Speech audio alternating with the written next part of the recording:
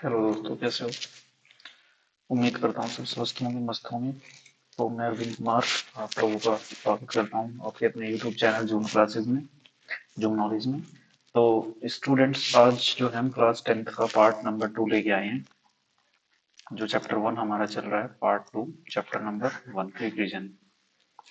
Chapter 1, ठीक है। Light, reflection and reflection, reflection and reflection, इसका पार्ट 2 हम बात करेंगे आज। तो स्टूडेंट्स, हम सबसे पहले इसमें क्विक रिवीजन ही करा रहे थे। तो इसमें हम सबसे पहले लेते हैं magnification of mirror. Magnification of mirror. तो मैग्निफिकेशन ऑफ मिरर जो होता है वो क्या होता है? इसका फॉर्मूला होता है m equal to minus v upon u equal to h i upon h o. यहाँ पर जो एच आई है वो हाइट ऑफ इमेज होती है, और h o height of object, v image distance है, और यू ऑब्जेक्ट का डिस्टेंस होता है।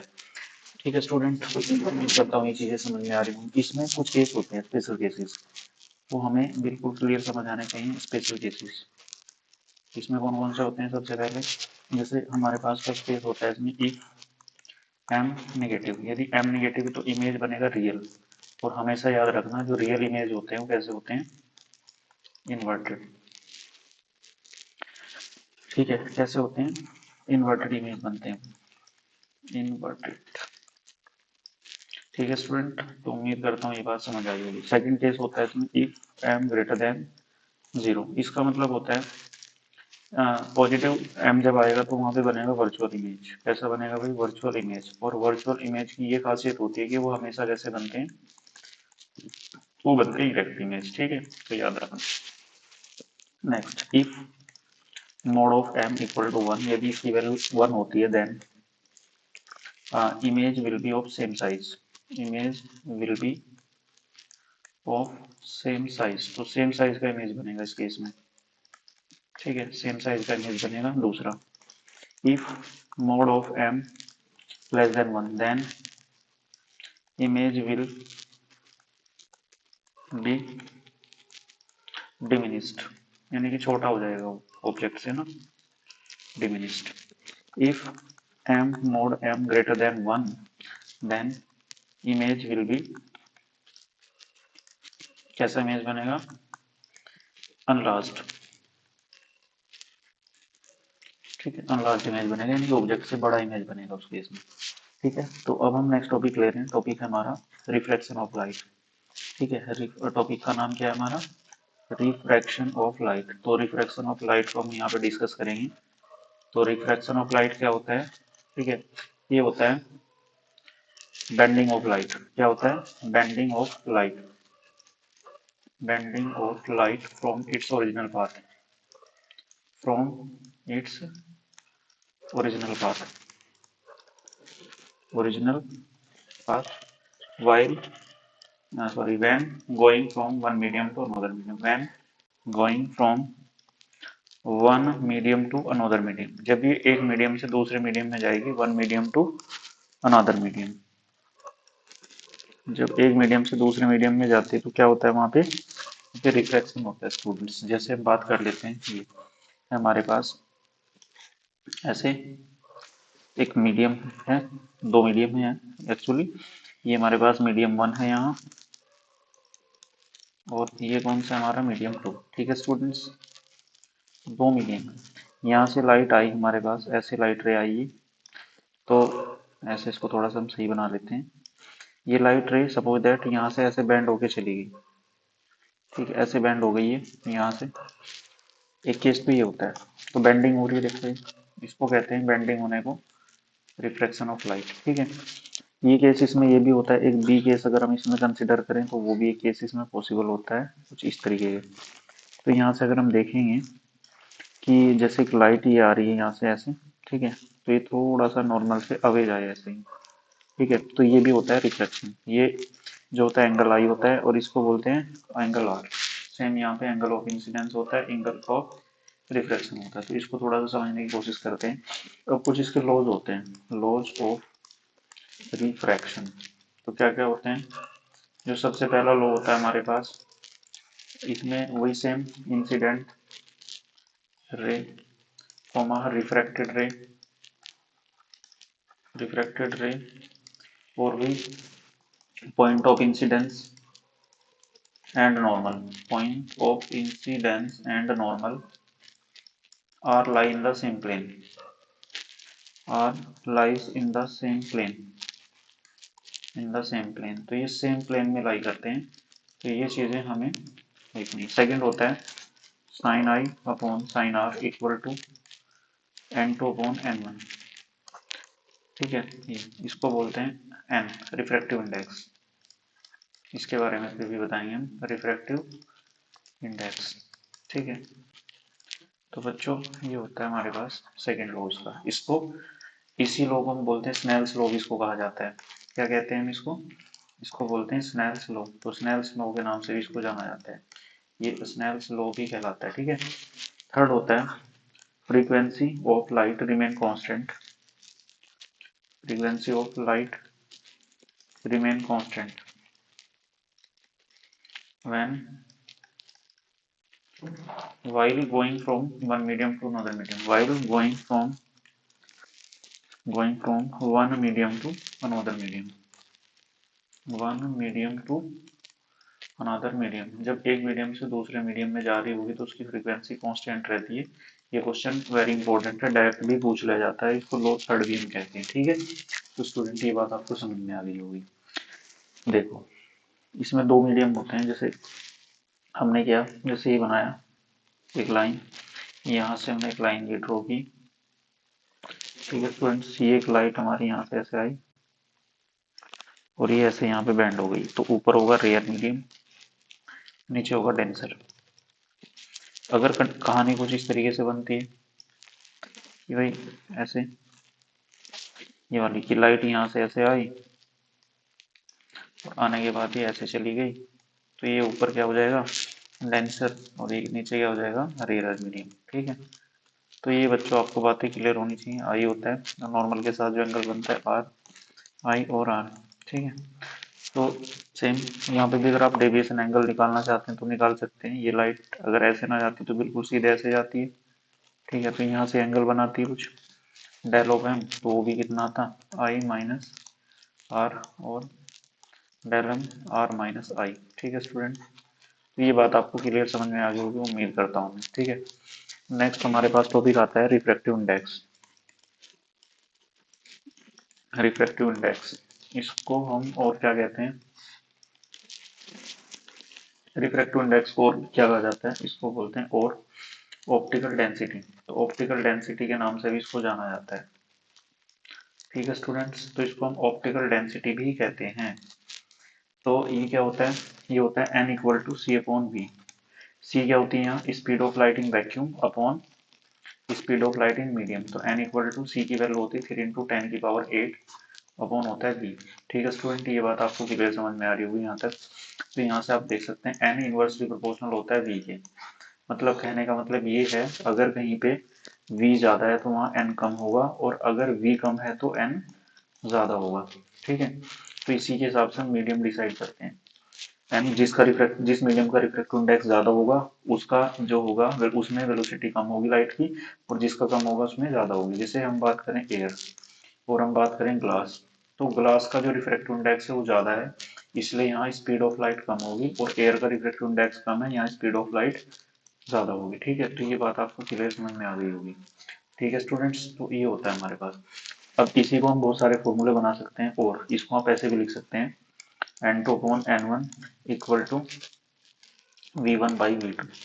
ये एक रेशो रहता है इसका, ऐसे भी इसको लिखा जा सकता है। ठीक है, और in terms of wavelength, in terms of wavelength, अगर आप इसको वेवलेंथ की टर्म में लिखेंगे तो वो भी आप इसको लिख सकते हैं। उसको कैसे लिखेंगे वेवलेंथ की टर्म में, तो n इक्वल टू होता है c अपॉन v, और आपको पता है c की वैल्यू होती है एफ लैम्डा।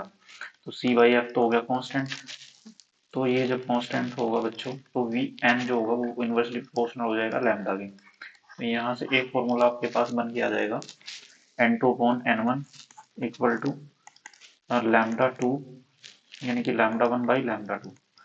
ठीक है। तो बच्चों एक ही हमारे पास फॉर्मूला बन गया। अगर वेवलेंथ और रिफ्रैक्टिव इंडेक्स दे रखा है, ये फॉर्मूला लगाना है, वेलोसिटी की टर्म में ये लगाना है। और कंबाइंड फॉर्मूला तीनों को क्या हो जाएगा, n2/n1 equal to v1/v2 equal to कितना हो जाएगा, λ1/λ2 इक्वल टू कांस्टेंट। ठीक है। तो बच्चों यहाँ से न्यूमेरिकल आने के चांसेस ज़्यादा रहते हैं, तो ये फॉर्मूला आप याद रखेंगे। ठीक है। न्यूमेरिकल में हम जो नेक्स्ट अपकमिंग क्लास होगी उसमें हम सब न्यूमेरिकल को डिस्कस करेंगे। ठीक है भाई, उम्मीद करता हूँ यहाँ तक क्लियर समझ में आ रहा होगा। एक होता है बच्चों relative refractive index, relative refractive index,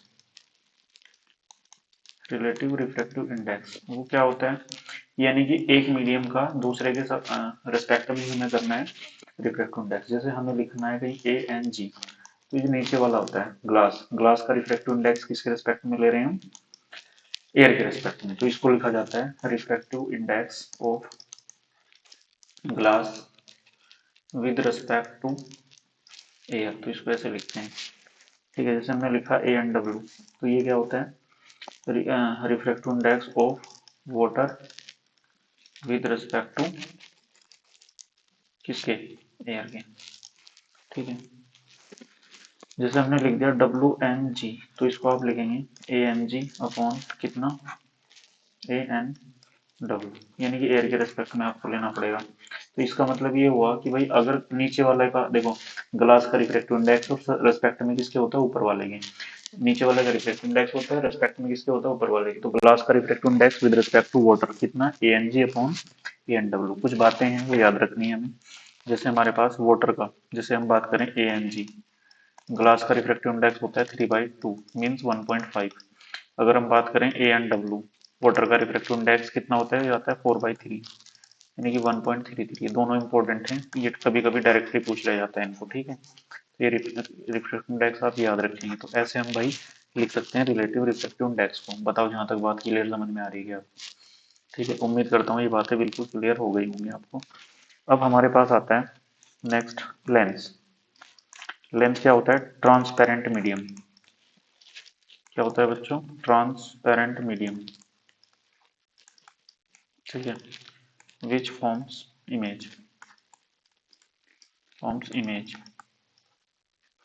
जो इमेज बनाता है ना, एक रिलेट क्या होता है, ये ट्रांसपेरेंट मीडियम होता है। जैसे हम बात करें, ये एक हमने बनाया लेंस। ठीक है बच्चों, ये वाला, इसको बोलते हैं कॉन्वेक्स लेंस। कैसा लेंस होता है ये, कॉन्वेक्स लेंस। बिल्कुल कैसा होता है, ट्रांसपेरेंट। देखो बीच में से कैसा है ये, ट्रांसपेरेंट, आर पार देख सकते हो आप इसमें। ठीक है। ये एक होता है हमारे पास कॉनकेव लेंस, ये वाला। ठीक है। अगर हम इसको ऐसे बनाएं तो बच्चों ये कौन सा लेंस है हमारे पास, कॉनकेव लेंस। तो दो टाइप के होते हैं, कॉन्वेक्स होते हैं और एक होते हैं कॉनकेव। ठीक है। एक थर्ड वाला जो होता है हमारे पास, ये तो फर्स्ट हो गया, ये सेकंड हो गया। थर्ड होता है हमारे पास प्लेन लेंस। कौन सा होता है बच्चों, प्लेन लेंस। मतलब ये कुछ इस तरीके का बना सकते हैं आप, ऐसा कुछ। ठीक है। ये बिल्कुल प्लेन होता है, तो ये प्लेन होता है इस तरीके से। ठीक है। अब दोनों चीजें यहाँ से हम आगे लेके चलते हैं इसमें। अब एक चीज इंपॉर्टेंट है जो उसमें, वो भी हम लिख देते हैं। एक होती है मिरर इक्वेशन, वो याद होनी चाहिए आपको। क्या होती है मिरर इक्वेशन बच्चों, मिरर इक्वेशन होती है हमारे पास 1/f equal to 1/v plus 1/u। इसमें आता है प्लस, हमेशा याद रखेंगे, यहाँ से न्यूमेरिकल काफी देखने को मिलेंगे। दूसरा होता है लेंस इक्वेशन। लेंस इक्वेशन में माइनस आता है, मैंने इसलिए इनको दोनों को साथ साथ लग दिया ताकि कंफ्यूजन ना हो। 1/f equal to 1/v minus 1/u। ठीक है। इसमें आता है माइनस। ठीक है स्टूडेंट्स, तो ये आपको क्लियर समझ में आ गया होगा यहाँ तक। तो लेंस में माइनस आएगा और मिरर में क्या आएगा, प्लस। ठीक है। अब हम बात कर लेते हैं इसी में आगे पावर ऑफ लेंस की। तो पावर ऑफ लेंस जो होती है बच्चों, वो क्या होती है, पावर ऑफ लेंस जो होती है वो होती है P इक्वल टू 1/f, यानी कि फोकल लेंथ का रेसिप्रोकल होता है। कब लगाना है ये फॉर्मूला, जब मीटर में दे रखी हो फोकल लेंथ। और इसी चीज को आप लिख सकते हैं P इक्वल टू 100/f, जब फोकल लेंथ किस में हो, सेंटीमीटर में। तो ये वाला फॉर्मूला आप लगाएंगे, तब यूनिट क्या बनेगी भाई इसकी, यूनिट बनेगी डायोप्टर। ठीक है। तो ये बात आपको बिल्कुल समझ में आ गई होगी। एक चीज और, फॉर कॉन्वेक्स लेंस, अगर कॉन्वेक्स लेंस है तो उसके लिए फोकल लेंथ को लेना है पॉजिटिव, अगर ये पॉजिटिव होगा तो इसकी पावर भी क्या होगी, पॉजिटिव, याद रखना है। फोर, कॉनकेव लेंस, अगर हमारे पास कॉनकेव लेंस है तो उसमें फोकल लेंथ को लेना है निगेटिव, अगर ये निगेटिव होगा तो पावर भी क्या होगी, निगेटिव होगी। ठीक है स्टूडेंट, ये बात बिल्कुल क्लियर समझ में आ रही होगी। फोर, प्लेन लेंस, जो हमारे पास प्लेन लेंस होता है उसकी जो फोकल लेंथ होती है वो कितनी होती है, इनफाइनाइट, तो इसकी जो पावर हो जाएगी वो कितनी हो जाएगी, जीरो, तो ये जीरो पावर का लेंस होता है। ठीक है बच्चों, तो ये पॉइंट आपको क्लियर समझ में आ गए होंगे। ठीक है, नेक्स्ट मैं बात कर लेता हूँ यहाँ से combination of to lenses, combination of to lenses, of to lenses, अगर हमारे पास दो लेंसेज को कंबाइन किया गया है, वो कॉन्वेक्स भी हो सकते हैं, वो कॉन्केव भी हो सकते हैं। ठीक है, जैसे सपोज दैट मैंने एक लेंस ही बनाया यहाँ से ऐसे, इसके साथ दूसरा लेंस मैंने ये जोड़ दिया, तो यहाँ से ये लाइन एक इसमें ऐसे ड्रॉ कर दी मैंने, इसकी पावर है P1 और इसकी पावर है P2, तो नेट पावर कितनी आएगी इसकी, ठीक है, तो नेट पावर आएगी इसकी P equal to P1 plus P2 minus d P1 P2। ठीक है, डी क्या है, डिस्टेंस बिटवीन द लेंसेस, यानी कि यहाँ से यहाँ तक का डिस्टेंस कितना है, डी। ठीक है, ये वाला, तो if D is zero, D zero का मतलब है कि लेंस बिल्कुल कांटेक्ट में है ऐसे। ठीक है, ये लेंस है यहाँ और ये लेंस है यहाँ, बिल्कुल दोनों एकदम कांटेक्ट में, तो यहाँ डी कितना हो जाएगा, जीरो। जब यहाँ डी जीरो हो जाएगा तो नेट पावर कितनी आएगी बच्चों, यहाँ P1 plus P2 minus zero equal to कितना आ गया, पी नेट आ जाएगी आपके पास P1 प्लस P2। ठीक है, वो बात याद रख लेना यहाँ पे, अगर four convex concave pair, convex concave pair, ठीक है, अगर हमारे पास कॉन्वेक्स और कॉनकेव पेयर है तो उसमें हम क्या बात करेंगे, देखो एक साइड तो मैंने लगा दिया इसमें कॉन्वेक्स। ठीक है बच्चों, यहाँ से न्यूमेरिकल आते हैं काफी, तो इसलिए इसको बढ़िया से पढ़ना है टॉपिक को ना। देखो एक साइड तो मैंने कॉन्वेक्स लगा दिया, दूसरी साइड कैसे लगा दिया, कॉनकेव लेंस, तो यहाँ से, तो यहाँ नेट पावर, इसकी पावर हमने मान लिया कितना है P1 और इसकी पावर कितना है भाई P2, तो हमारे पास जो नेट पावर आएगी वो कितनी आएगी, P1 माइनस P2, तो इसमें क्या हो जाएगा, माइनस आएगा। ठीक है स्टूडेंट, उम्मीद करता हूँ ये बातें आपको समझ में आ गई होंगी। ठीक है, अब होता है एक चीज इसमें, साइन कन्वेंशन, साइन कन्वेंशन दोनों में सेम ही रहता है। ठीक है, दोनों में साइन कन्वेंशन क्या रहता है, सेम। देखो आपको पता है, जैसे आपने क्वाड्रेंट सिस्टम पढ़ा होगा, तो क्वाड्रेंट सिस्टम में क्या होता है, इस तरफ ऊपर पॉजिटिव रहता है, नीचे की तरफ निगेटिव, इस साइड लेफ्ट साइड निगेटिव और इस साइड पॉजिटिव, तो ये बात आपको समझ आ रही होगी। बस इसमें एक नोट पॉइंट ये है कि लाइट ऑलवेज इंसिडेंट, ठीक है, from left side, light always incident from left side, incident from left side, तो हमेशा लाइट को किस साइड से डालेंगे आप, लेफ्ट साइड से इंसिडेंट करेंगे, मतलब यहाँ से लाइट इस पे भेजनी है, तो हम लाइट कैसे भेजेंगे, इस तरफ, सॉरी। ठीक है, तो यहाँ से हम जो लाइट को भेजेंगे बच्चों, तो इस तरीके से भेजेंगे, डायग्राम दोबारा बना दे रहा हूँ मैं। ठीक है, तो यहाँ से लाइट को आपको बिल्कुल ऐसे भेजना है, जैसे ये हमारे पास एक लाइन हो गई, ये लाइट जाएगी यहाँ से फ्रॉम लेफ्ट साइड, यानी कि लेफ्ट की तरफ से जा रही है। ठीक है, याद रखना ये बात। अब आता है हमारे पास नेक्स्ट इसमें मैग्निफिकेशन, तो मैग्निफिकेशन में हम बात करेंगे, जो मैग्निफिकेशन होगा बच्चों वो सेम होता है m equal to v upon u, इसमें आता है प्लस, याद रखना, equal to height of object upon height of image, sorry उल्टा कर दिया, तो यहाँ से क्या करना है आपको, m equal to v upon u equal to height of image upon height of object. ठीक है, तो बच्चों ये होता है इसमें मैग्निफिकेशन का फॉर्मूला, वही चीज इसमें दोनों होती है कि स्पेशल केसेस जो आते हैं वही आते हैं, कौन कौन से स्पेशल केसेस जो आते हैं इसमें वही आते हैं हमारे पास। सबसे पहला, इफ m पॉजिटिव है तो इमेज क्या होगा, रियल एंड इन्वर्टेड, याद रखना।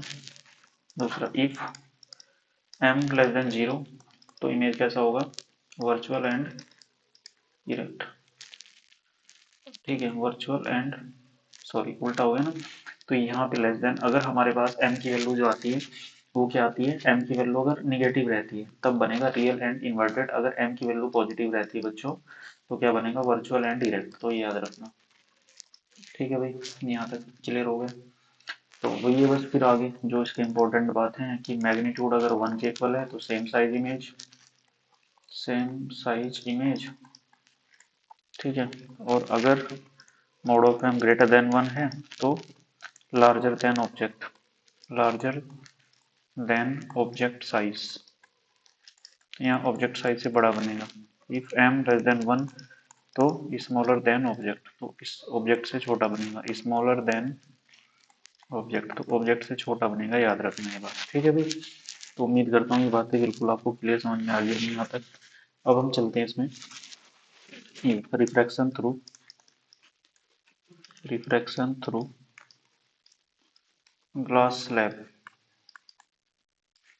जो हमारे पास ग्लास स्लैब होती है तो उसके थ्रू कैसा रिफ्रैक्शन होता है उसके बारे में हम यहाँ पे करेंगे। जैसे हमने मान लिया कि हमारे पास एक ये ग्लास स्लैब है इस तरीके से,